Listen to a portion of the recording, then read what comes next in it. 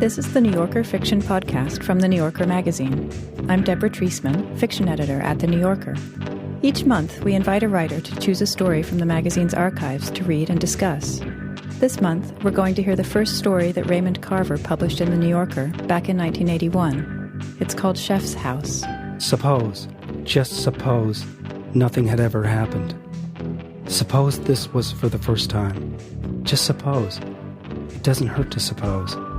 The story was chosen by David Means, whose fiction has been appearing in the magazine since 2004.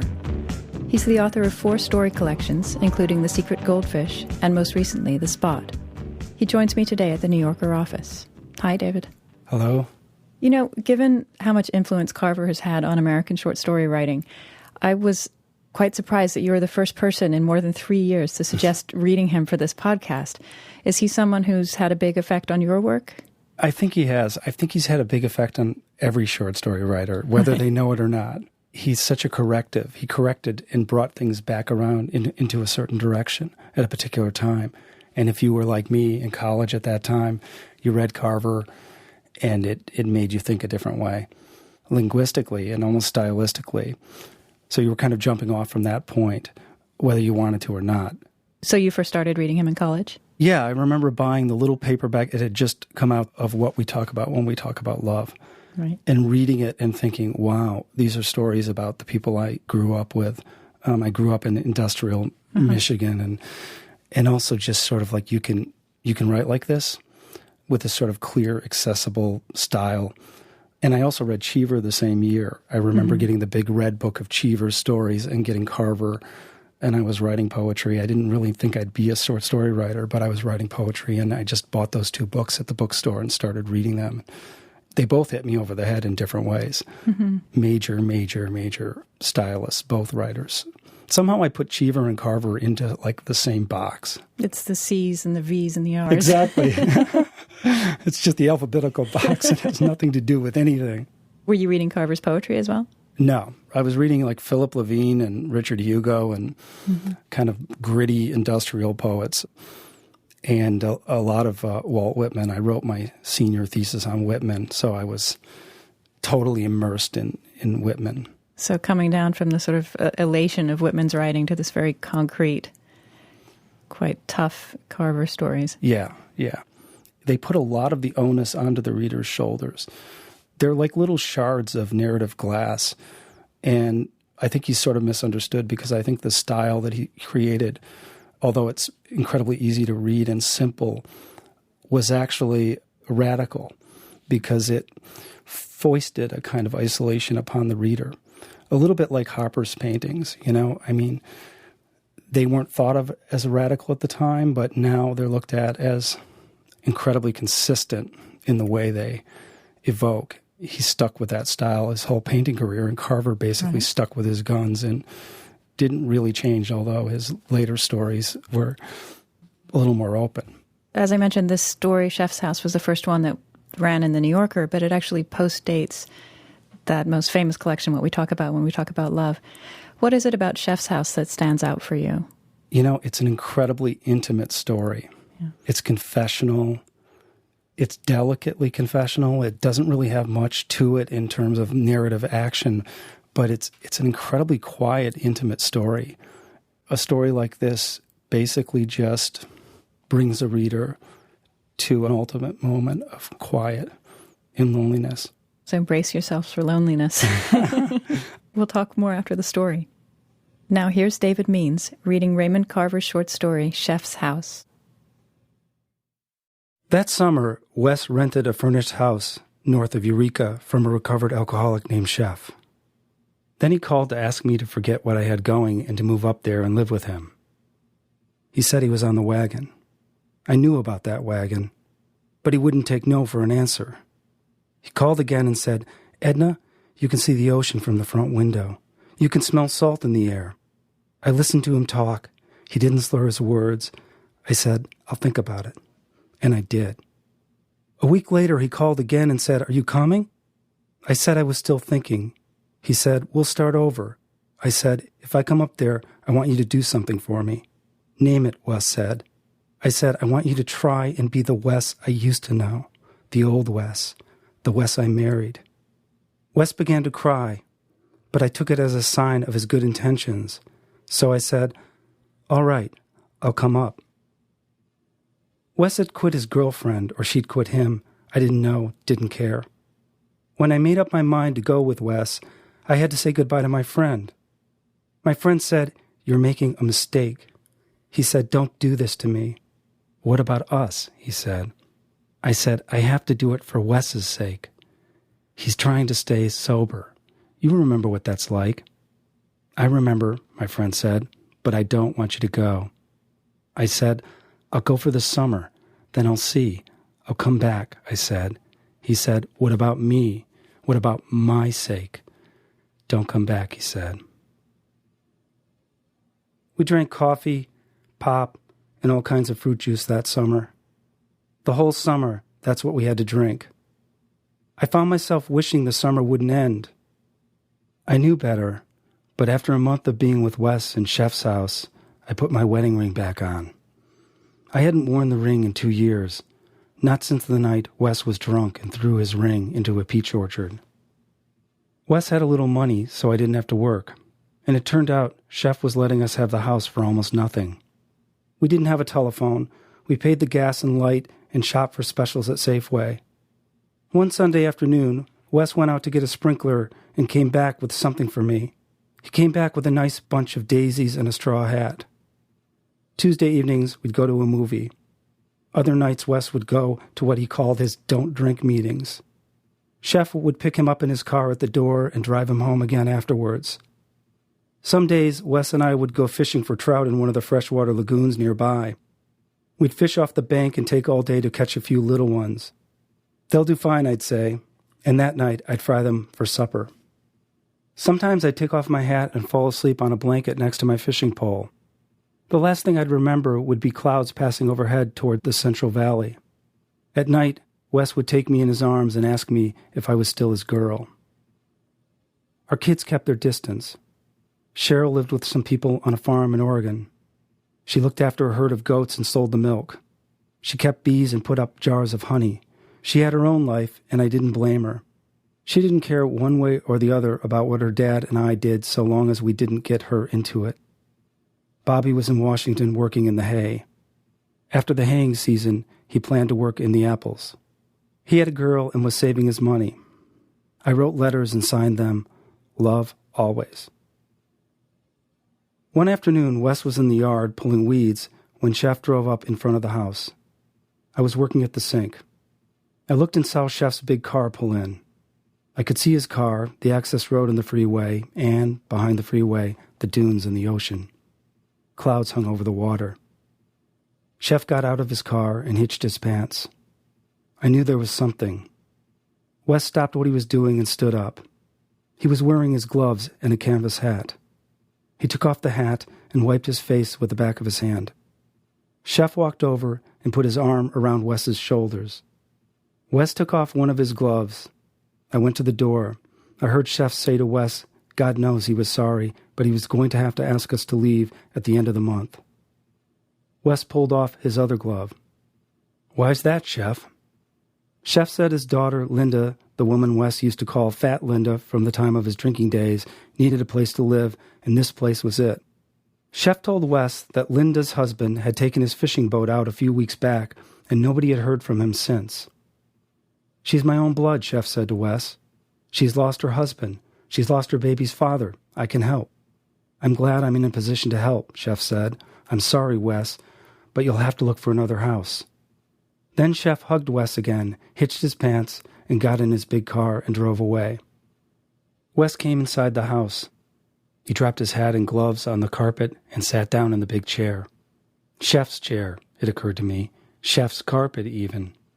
Wes looked pale. I poured 2 cups of coffee and gave one to him. "It's all right," I said. "Wes, don't worry about it," I said. I sat down on Chef's sofa with my coffee. "Fat Linda's going to live here now instead of us," Wes said. He held his cup, but he didn't drink from it. "Wes, don't get stirred up," I said. "Her man will turn up and catch a can," Wes said. "Fat Linda's husband has simply pulled out on them." "And who could blame him?" Wes said. Wes said if it came to that, he'd go down with his ship, too, rather than live the rest of his days with Fat Linda and her kid. Then Wes put his cup down next to his gloves. "This has been a happy house up to now," he said. "We'll get another house," I said. "Not like this one," Wes said. "It wouldn't be the same anyway. This house has been a good house for us. This house has good memories to it. Now Fat Linda and her kid will be in here," Wes said. He picked up his cup and tasted from it. "It's Chef's house," I said. "He has to do what he has to do." "I know that," Wes said, "but I don't have to like it." Wes had this look about him. I knew that look. He kept touching his lips with his tongue. He kept thumbing his shirt under his waistband. He got up from the chair and went to the window. He stood looking out at the ocean and at the clouds which were building up. He patted his chin with his fingers like he was thinking about something. And he was thinking. "Go easy, Wes," I said. "She wants me to go easy," Wes said. He kept standing there. But in a minute, he came over and sat next to me on the sofa. He crossed one leg over the other and began fooling with the buttons on his shirt. I took his hand. I started to talk. I talked about the summer, but I caught myself talking like it was something that had happened in the past, maybe years back. At any rate, like something that was over. Then I started talking about the kids. Wes said he wished he could do it over again and do it right this time. "They love you," I said. "No, they don't," he said. I said, "Someday they'll understand things." "Maybe," Wes said, "but it won't matter then." "You don't know," I said. "I know a few things," Wes said, and looked at me. "I know I'm glad you came up here. I won't forget you did it," Wes said. "I'm glad too," I said. "I'm glad you found this house," I said. Wes snorted. Then he laughed. We both laughed.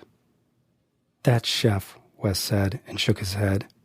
"He threw us a knuckleball, that son of a bitch. But I'm glad you wore your ring. I'm glad we had this time together," Wes said. Then I said something. I said, suppose, just suppose, nothing had ever happened.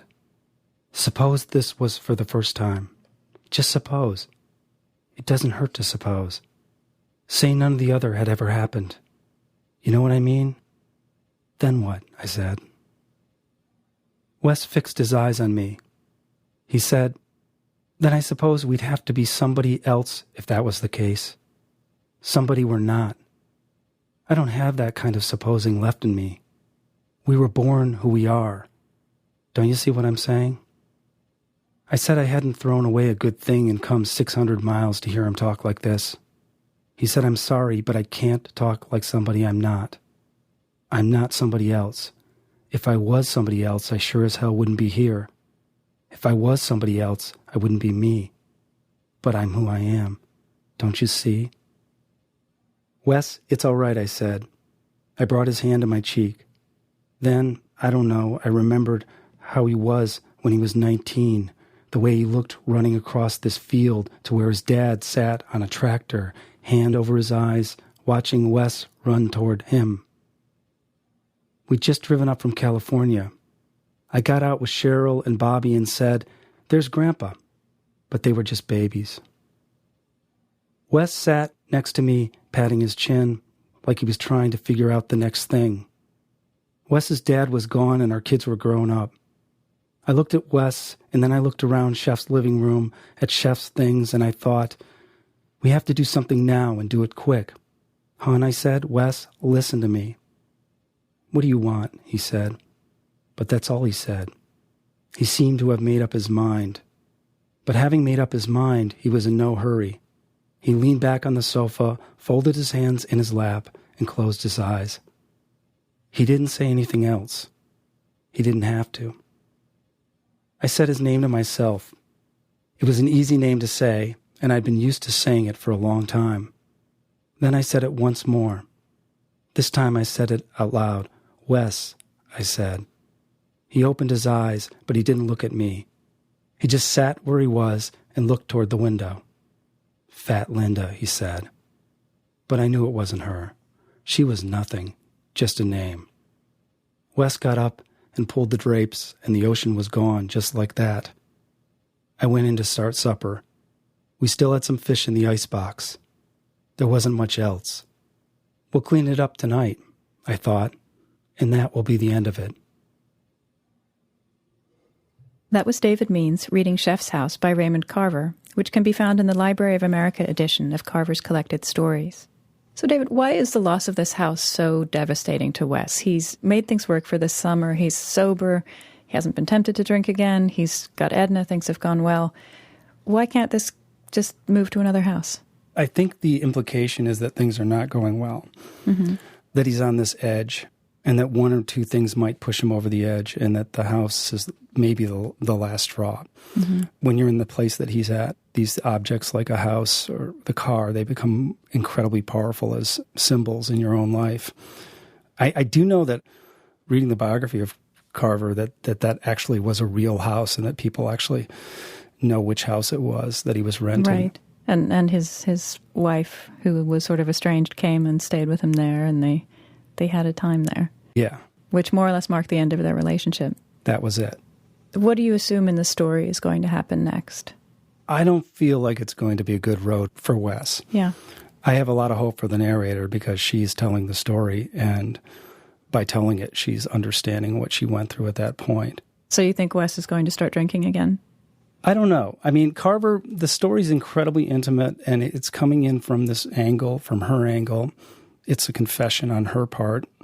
It's almost as if she's just telling us this story at a bar or sitting with us in a living room and saying, this is what happened. So we'll never know.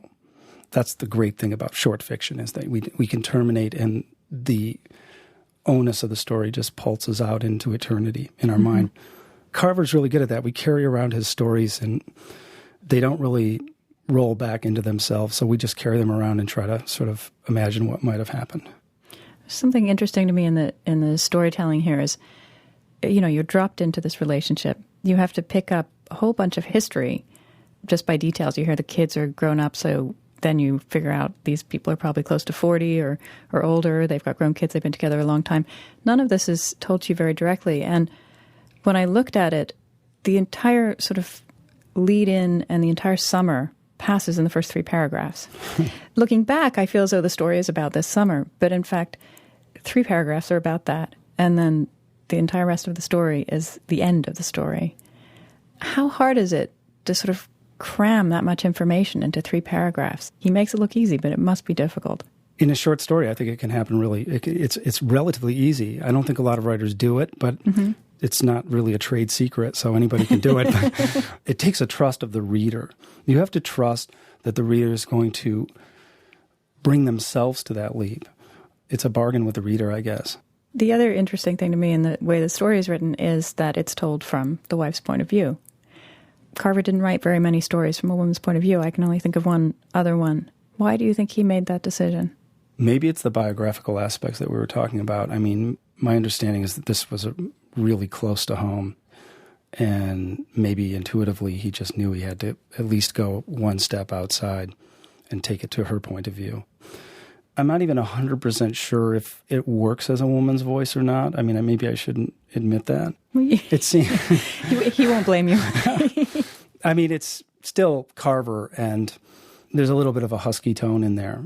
There's actually there's an oral biography of Carver in which his ex-wife, Marianne Carver, talks specifically about this thing. She was asked, what really happened in Chef's House.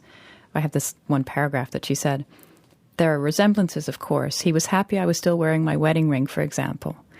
What really happened in Chef's House was that at Christmas time he saw John Cheever on the Dick Cavett show. He had been friends with and drunk with Cheever back in Iowa, and here was his friend Little John and Dick Cavett talking about being a writer in New York. Ray made the decision to go east and be a writer there and did so in January. Chef didn't take his house back to give to his daughter." Wow. So it's interesting to get it from the real wife's perspective, which was that this didn't come to an end because something brought it to an end. The relationship ended. This time, the sort of idyll that they'd have together ended because of Carver's ambition. In a sense, when I read it told from her point of view, I think of it perhaps as an attempt to apologize. That Carver is turning around and trying to see this and to see what this time was like for her. But I could be reading too much into it. I mean, one thing that came to my mind when you were saying that is that Carver's really still misunderstood. I mean, he has this sort of mythic biography that's been built around him, but if you really read his biography, he was from Washington, from the lumberjack region of Washington, but he was actually, incredibly well-educated and really knew exactly what he was doing. And Marianne was she became an English professor, I think. She was getting her degree in studying English, so they were both immersed in understanding literature. And so I guess maybe this was a sort of message to her, saying, I'm going to make some art out of this incredibly hard decision I made. Does it affect you, the way you read the story, to know that it's based on a real incident? Does it sort of invest the fiction with something, or does it detract from it? I think his style is maybe an avoidance of using his life in a straightforward manner, because it's such a pristine style, and it makes the word chef's house becomes automatically symbolic. It forces the symbol on the reader.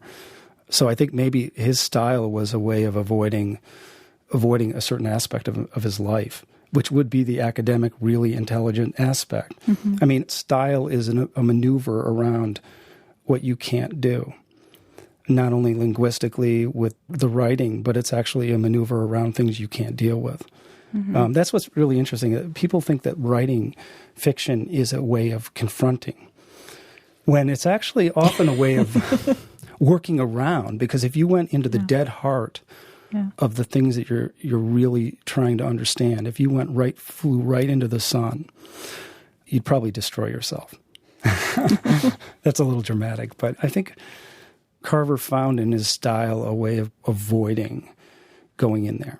Well, talking about style, obviously you can't really talk about Carver these days without talking about what was done to his style by Gordon Lish, who edited very powerfully those the stories and what we talk about when we talk about love. Where do you fall in the sort of debate about whether that was okay or not okay? I don't want to, but I fall on Lish's side. Uh-huh. Because I think he actually did a huge service to Carver, and I think Carver knew what he was doing. And like any good writer, when you see good edits, you know they're good. And the service was finding Carver's style and pushing it out into the world. Mm-hmm. He carved away some of the excess stuff that I don't think needed to be there. Mm-hmm. And the power of those early stories, when you read them, you were like, what? You can do this and get away with it. It's a huge negotiation between a writer and an editor anyway. But I also understand the way Carver felt at that certain point in his career when he broke away. Yeah. And I also totally understand the way that all those other people feel who think Lish was heavy-handed. Yeah, yeah. Well, it's interesting. It was right around the time of this story that Carver did break away. In fact, he didn't show this particular story to Lish until it was already bought by the New Yorker and had already been edited and put into galleys. And then obviously with the next collection, Cathedral, it was not edited by Lish. Do you think that Carver had learned something? Do you think that he had incorporated what Lish did to him into his style? Totally, yeah. I think Lish and Carver probably learned something together in the process. But, it takes a long time to learn how to write. And I think that a good editor really helps teach you how to write. No matter how good you are, it's hard to see exactly what you're really doing on the page. Mm-hmm. There's a sort of kinship between yourself and the words that you create. It's like self-amputation when you cut out those parts that you thought were wonderful and they actually didn't need to be there. But actually, Lish, what he did was kick out a lot of the infrastructure in those early stories. And even though people think it made the stories look simplistic, it actually made Carver look more modern and more contemporary. And because if you read those early versions, you see that a lot of the stuff was sort of, scaffolding is the word that comes to mind. Throat clearing. Throat clearing. Yeah. Well, what do you think about Gordon Lish's editing? Well, as an editor, I should side with him. But what you want to do is pull the writer's voice out of what he or she has done and clear away whatever's obscuring it. There's a fine line between doing that and changing the writer's voice. And I think in some of the cases, Lish changed it. It became a co-production. So, not something that I would personally do, and I can see why Carver bristled. But at the same time, I agree with you. I think probably he learned whole lot, and it had an enormous effect on the later stories. It was a co-production. Yeah. I mean, he rewrote whole sentences in a way that were maybe one step beyond what an editor should be doing. Yeah. Do you want me to do that to your next story? Yes, please. If it ends up like one of these stories. Thank you. Thank you. David Mean's latest collection of short stories is called The Spot, published earlier this year by Faber and Faber. You can subscribe to this podcast and download previous episodes in the iTunes store. Just do a search for New Yorker. And let us know what you think of this program on our Facebook page. You can also download the weekly audio edition of The New Yorker through iTunes or audible.com. The New Yorker Fiction Podcast is produced by NewYorker.com and Curtis Fox Productions. I'm Deborah Treisman. Thanks for listening.